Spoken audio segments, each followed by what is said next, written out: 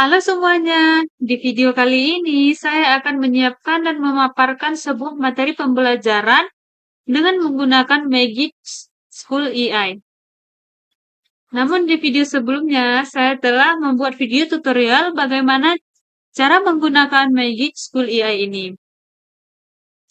Jangan lupa tonton sampai habis ya. Pertama, saya akan membuat sebuah materi menggunakan tools yang ada di Magic School AI ini, yaitu menggunakan konten akademik ini.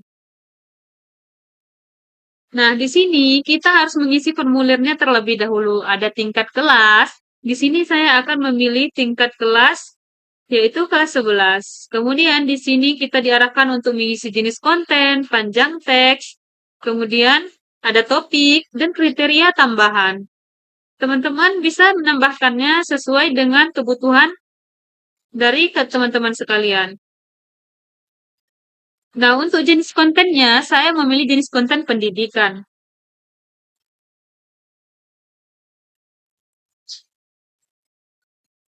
Untuk panjang teksnya, saya ingin memberikan 5 halaman saja. Nah, di sini topiknya saya akan mengangkat tentang Indonesia pada masa demokrasi terpimpin.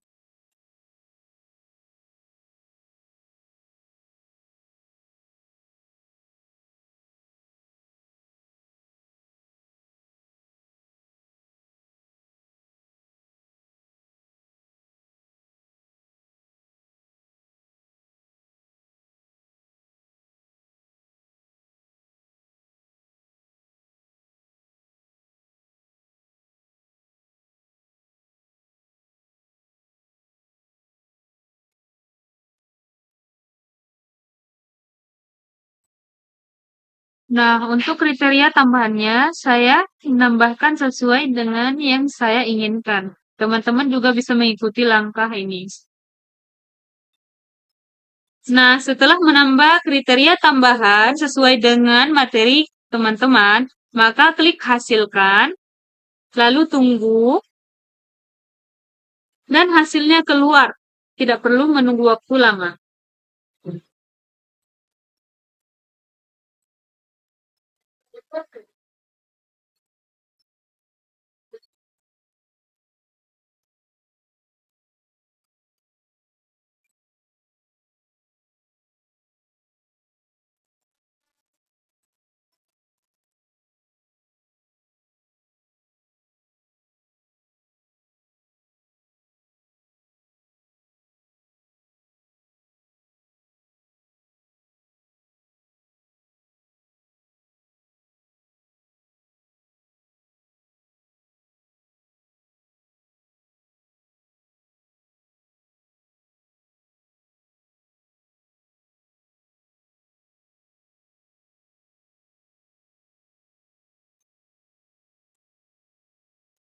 Nah, di sini langsung diperlihatkan kalau materinya yang diberikan sudah sangat lengkap dan sangat detail sekali. Ada yang melatar belakangi, ada dampaknya, dan juga kebijakan ekonomi dan sosialnya. Nah, saya akan menjelaskan latar belakang dari lahirnya Indonesia pada masa demokrasi terpimpin. Demokrasi terpimpin di Indonesia muncul sebagai jawaban atas berbagai masalah yang dihadapi oleh sistem demokrasi liberal yang diterapkan sebelumnya. Pada periode ini, Indonesia mengalami stagnasi politik yang sangat serius, termasuk adanya deadlock di Badan Konstituante yang tidak berhasil menghasilkan konstitusi baru. Kegagalan dalam mencapai kesepakatan ini menciptakan ketidakpuasan yang meluas di kalangan masyarakat, serta menimbulkan ketegangan yang signifikan di dalam tubuh militer. Semua faktor ini mendorong Presiden Soekarno untuk mengambil langkah tegas dengan mengeluarkan Dekret Presiden pada 5 Juli 1959, yang menjadi titik awal bagi berjalannya demokrasi terpimpin. Yang menyebabkan terjatuhnya demokrasi liberal adalah ketika sistem demokrasi liberal yang diadopsi Indonesia berusaha meniru model yang diterapkan di negara-negara barat, namun tidak mampu menjawab tantangan politik dan sosial yang kompleks di Indonesia. Persaingan inilah yang semakin ketat antar partai politik menyebabkan ketidakstabilan yang berkepanjangan, sehingga menciptakan kondisi yang memungkinkan munculnya demokrasi terpimpin. Nah, yang menjadi dasar awal terjadinya demokrasi terpimpin adalah Dekret Presiden 5 Juli 1959 yang menjadi dasar hukum bagi pelaksanaan demokrasi terpimpin. Dalam dekret ini, Konstitusi 1945 dihentikan dan menjadi Undang-Undang 1945 diangkat kembali sebagai konstitusi yang berlaku. Selain itu, dekret ini juga mengatur pembentukan dua lembaga penting, yaitu Majelis Permusyawaratan Rakyat Sementara yang biasa disebut dengan MPRS dan Dewan Perwakilan Angkatan Seluler, yaitu DPAS.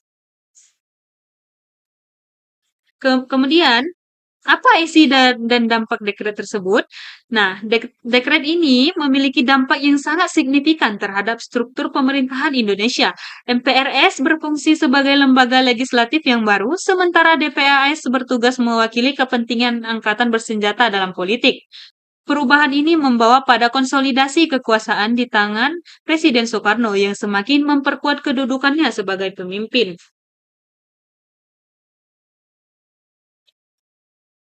Kemudian ada juga perubahan struktur ketatanegaraan. Dengan adanya MPRS dan DPAS, struktur ketatanegaraan Indonesia mengalami transformasi yang mendalam dan signifikan. MPRS diharapkan menjadi lembaga legislatif yang memiliki kekuasaan untuk membuat undang-undang, sedangkan DPAS berfungsi sebagai representasi angkatan bersenjata dalam sistem pemerintahan. Jadi, pada demokrasi terpimpin ini, Presiden Soekarno mengendalikan kekuasaan secara mutlak, bahkan membubarkan partai-partai politik oposisi yang ada. Langkah ini menandakan penyimpangan nyata dari prinsip demokrasi, di mana suara dan aspirasi rakyat tidak lagi terwakili dalam sistem politik yang ada. Lalu muncullah konsep politik yang paling menonjol, yaitu Nasakom. Ideologi Nasakom yang menggabungkan unsur nasionalisme, agama, dan komunisme menjadi poros utama dalam politik domestik Indonesia selama periode ini. Presiden Soekarno berusaha untuk menyatukan ketiga kekuatan tersebut untuk menciptakan stabilitas politik dan sosial di Indonesia. Konsep Nasakom yang idealnya menjadi pemersatu, pada praktiknya justru menjadi pintu masuk bagi berbagai penyimpangan demokrasi. Mengapa demikian? Karena pembubaran partai politik oposisi menunjukkan langkah mundur yang sangat signifikan dalam perjalanan demokrasi Indonesia. Tindakan ini menyebabkan pengekangan terhadap kebebasan berekspresi dan mengurangi suara alternatif dalam sistem politik yang seharusnya berfungsi sebagai check and balance. Kemudian untuk kebijakan ekonomi dan dampaknya pada masa demokrasi terpimpin, kebijakan sistem ekonomi terpimpin diperkenalkan untuk mengatasi masalah ekonomi yang semakin memburuk. Namun, kebijakan tersebut seringkali berakibat pada devaluasi mata uang dan hiperinflasi yang merugikan masyarakat. Apa dampaknya? Nah, dampaknya devaluasi mata uang menyebabkan harga barang dan jasa melonjak tinggi, yang mengakibatkan daya beli masyarakat menurun drastis. Hiperinflasi menjadi masalah yang mengancam stabilitas ekonomi dan kesejahteraan rakyat, menciptakan suasana ketidakpastian di kalangan masyarakat. Ada juga politik luar negeri dan perang dingin. Maksudnya dalam konteks perang dingin, Indonesia mengambil posisi yang cukup unik. Konsep Nepo vs Old Depo menggambarkan pendekatan Indonesia terhadap kekuatan besar dunia, sementara kebijakan konfrontasi terhadap Malaysia mencerminkan sikap agresif Indonesia di kancah internasional. Yes, Bapak, keluarnya Indonesia dari PBB. Nah, di sini keluarnya Indonesia dari PBB menunjukkan sikap tegas yang diambil oleh pemerintah terhadap intervensi internasional dalam urusan dalam negeri, serta mencerminkan ketidakpuasan yang mendalam terhadap dinamika politik global. Nah, bagaimana kehidupan sosial masyarakatnya? Pada periode ini juga ditandai oleh perubahan sosial yang sangat penting. Masyarakat Indonesia mengalami ketidakpastian dan ketidakpuasan yang meluas, yang akhirnya memuncak pada peristiwa G30 SPKI yang terjadi pada tahun 1965. Itulah akhir dari demokrasi terpimpin. Nah, peristiwa G30 SPKI dan penangkalan massal terhadap anggota PKI menandai transisi menuju Orde Baru yang membawa perubahan drastis dalam struktur politik dan ekonomi Indonesia. Transisi ini menjadi momen penting yang mengubah arah perjalanan bangsa. Jadi, kesimpulan yang dapat kita ambil adalah demokrasi terpimpin di Indonesia merupakan fase yang sangat penting, yang menunjukkan bagaimana kekuasaan dapat terpusat di tangan satu individu. Selain itu, periode ini juga menyoroti dampak dan kebijakan ekonomi yang tidak efektif. Peristiwa G30 SPKI menjadi titik balik yang mengarahkan Indonesia menuju era baru, yaitu Orde Baru di bawah kepemimpinan Soeharto. Nah, setelah penjelasan tadi, kita juga bisa membuat soal-soal dari materi ini menggunakan tools yang ada yang disediakan oleh Magic School AI ini, seperti ada kuis pilihan ganda. Nah, seperti yang tadi, kita juga di sini ditunjukkan untuk mengisi formulir seperti tingkat kelas, jumlah, jumlah pertanyaan, topik, dan juga set standar untuk disesuaikan. Saya tetap memilih kelas 11 dengan jumlah pertanyaan contohnya 10. Kemudian untuk topiknya seperti yang tadi yaitu tentang Indonesia pada masa demokrasi terpimpin.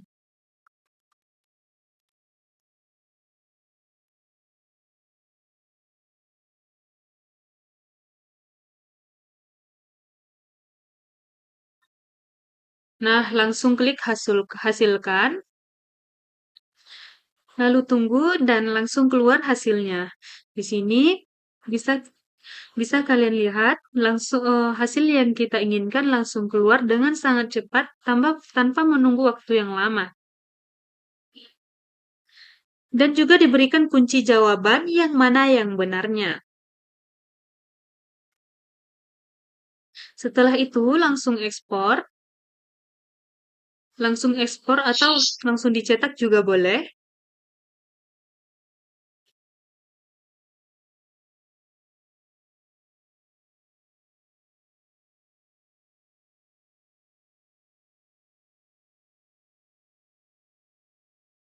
Nah, ini bisa langsung disajikan untuk diisi oleh murid-murid Anda sekalian.